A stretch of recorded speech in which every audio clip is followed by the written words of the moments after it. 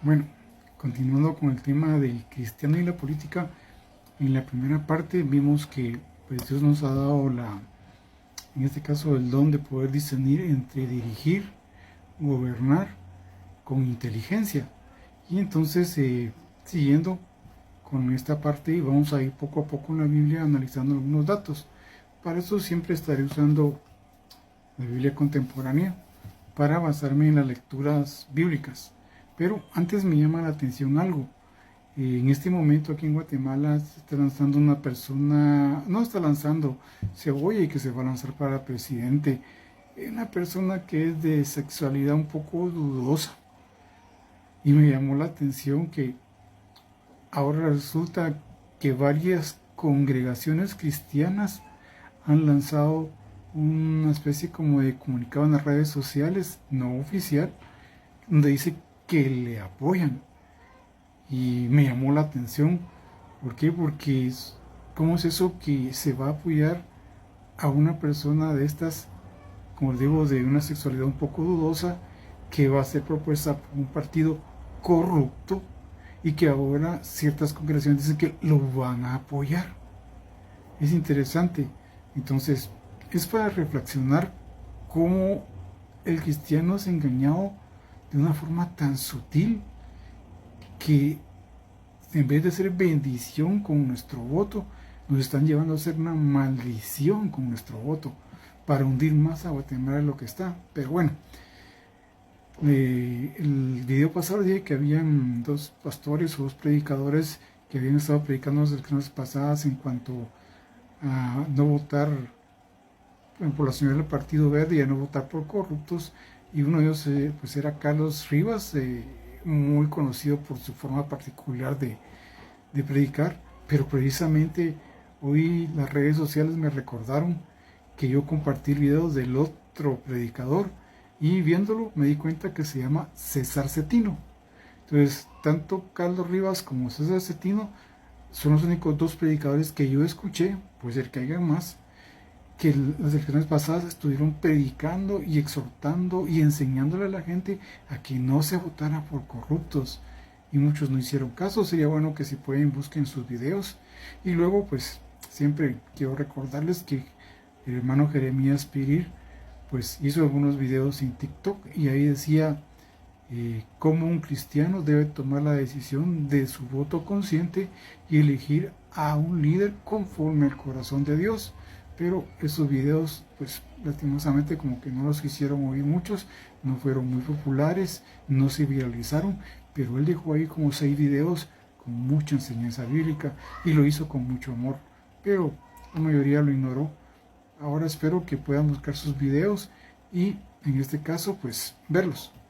Y entrando de lleno al tema que nos toca, pues veamos lo que se ha predicado, pues es parte de las enseñanzas de la Biblia. Yo en este caso quiero ver la parte del cristiano y la política, entonces voy a verlo así que en modo resumido. Por ejemplo, Génesis 3 pues indica la desobediencia del hombre.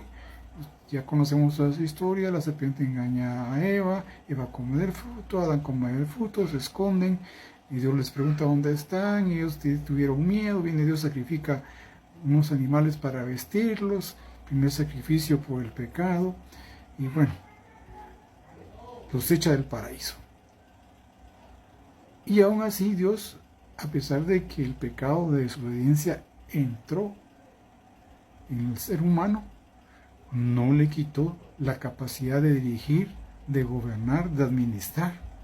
Sí, la dejó intacta. Y a pesar del pecado, todavía Dios visitaba al hombre. Esto es interesante porque Dios quería que el hombre se arrepintiese. Pero como había entrado en el pecado de desobediencia, pues no sucedió así, sino que el pecado aumentó. Bueno, ¿y qué pasó? Pues vino Adán y Eva, concibieron hijos, el primero Caín, el segundo Abel, y resulta que ya estos ya grandes, uno era agricultor y el otro era criador de ganado. Y entramos a Génesis 4. Y todos conocemos la historia, que presentaron cada uno un holocausto, pero uno presentó lo mejor de su ganado y el otro presentó algunas verduras, posiblemente marchitas, porque no fue del agrado de Dios. No se sabe, la Biblia pues no dice exactamente cómo estaba el estado de lo que presentó. ¿Y esto qué causó? Un segundo pecado, la envidia. Y se molestó Caín con Abel porque su sacrificio había sido mejor. Situación que nos pasa hasta la fecha, siempre envidiamos a alguien y no tenemos que hacerlo. Pero entonces la mente corrompida del hombre comienza a maquinar cosas. Y como muchos políticos, Caín comenzó a maquinar el engaño. El engaño para alejar a su hermano a un lugar desolado, y viene un segundo pecado narrado en la Biblia, el homicidio. Luego de esto, se quiere hacer el desentendido de cometer los pecados, y Dios, sabiendo qué había pasado, le pregunta por su hermano, porque Dios siempre viene y quiere saber de nosotros qué hemos hecho mal, pero nosotros muchas veces no lo queremos confesar. Y entonces viene Caín y es una pregunta que en la versión, en este caso de la Reina Contemporánea, dice: ¿acaso soy yo guarda de mi hermano? Y solo esta expresión, esta pregunta, encierra 3 pecados nuevos. El primero, el egoísmo. El segundo, la indiferencia. Y el tercero, el rechazo a la responsabilidad. Y qué interesante. Ustedes se han puesto a pensar que cuando ustedes votan por un corrupto, cuando ustedes votan por un partido corrupto, cuando ustedes siguen a un líder corrupto, que no está de acuerdo al corazón de Dios, no estaremos siendo egoístas, no estaremos siendo indiferentes y no estaremos rechazando la responsabilidad de bendecir a nuestra nación con buenos líderes. Interesante. Esto es parte de lo que no hacemos y hemos sido engañados año tras año por políticos corruptos que se aprovechan, digamos, de la ingenuidad del cristiano. Entonces aquí es donde están fallando muchos predicadores, a no enseñarles a las personas a razonar. Vamos a ver más adelante algunas cosas en este sentido, lo que habla de Deuteronomio y todo eso, pero vamos paso a paso. Entonces ahorita lo que me toca es ver que hasta aquí se cometieron ya 6 pecados escritos, ya aquí identificados por la Biblia. ¿Y qué pasa? Dice la Biblia en Génesis capítulo 4, versículo 16, aquí hay una parte interesante, porque el 16 dice: Caín salió de la presencia del Señor y habitó en la tierra de Nob, al oriente del Edén.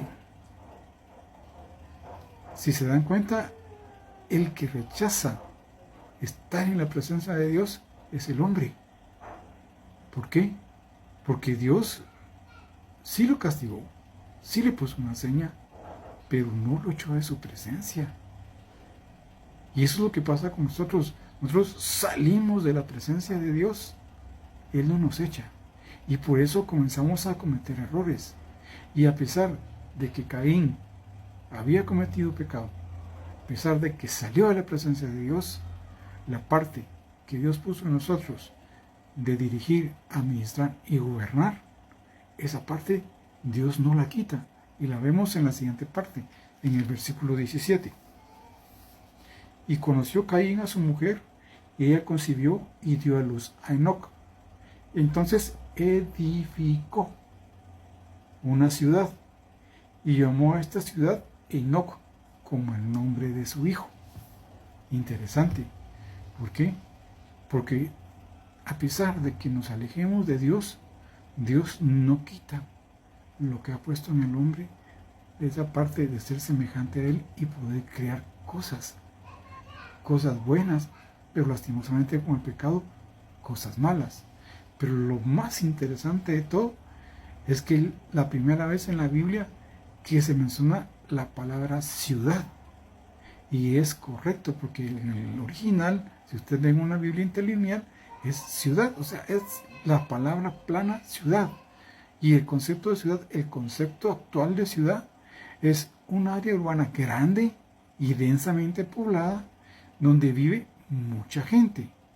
Y hay muchas construcciones habitacionales o de vivienda, y el trabajo se comienza a diversificar entre comercio e industria.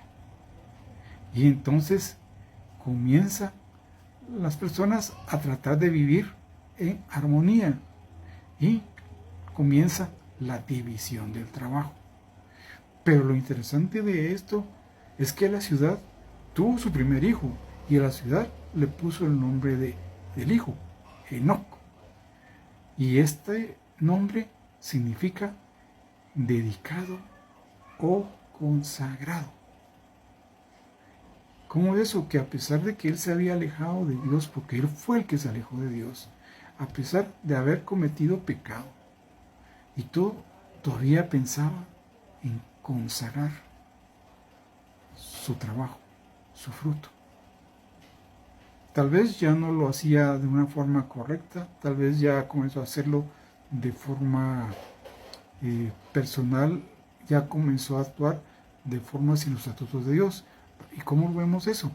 Vamos a verlo, porque después de esto, del 18 al 24, aquí viene una parte interesante. Y dice así: y a Enoc le nació Irad.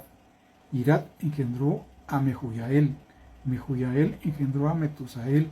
Metusael engendró a Lamec. Lamec tomó para sí dos mujeres. Una de ellas se llamaba Ada y la otra Sila. Ada dio luz a Jabal, que fue el padre de los que habitan en las tiendas y crían ganados. El nombre de su hermano era Jubal, que fue el padre de todos los que tocan arpa y flauta. Y también Sila dio a luz a Tubal-Caín, artífice de toda obra de bronce y de hierro, y la hermana de Tubal-Caín fue Nahoma. Interesante, ¿por qué? Porque aquí ya se narra la división del trabajo de un grupo de personas que están viviendo juntas. Y obviamente tienen que tener una cierta armonía.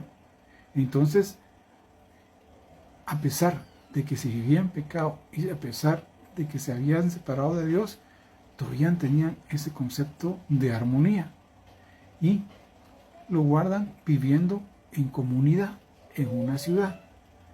Y ahora viene otra parte interesante. Dijo entonces Lamec a sus mujeres, Ada y Sila: escuchen mi voz, mujeres de Lamec, atiendan mis palabras. Si soy herido, mataré a un varón. Si soy golpeado, mataré a un joven. Y si Caín será vengado 7 veces, Lamec será vengado 70 veces 7. Entonces, ¿qué pasa aquí?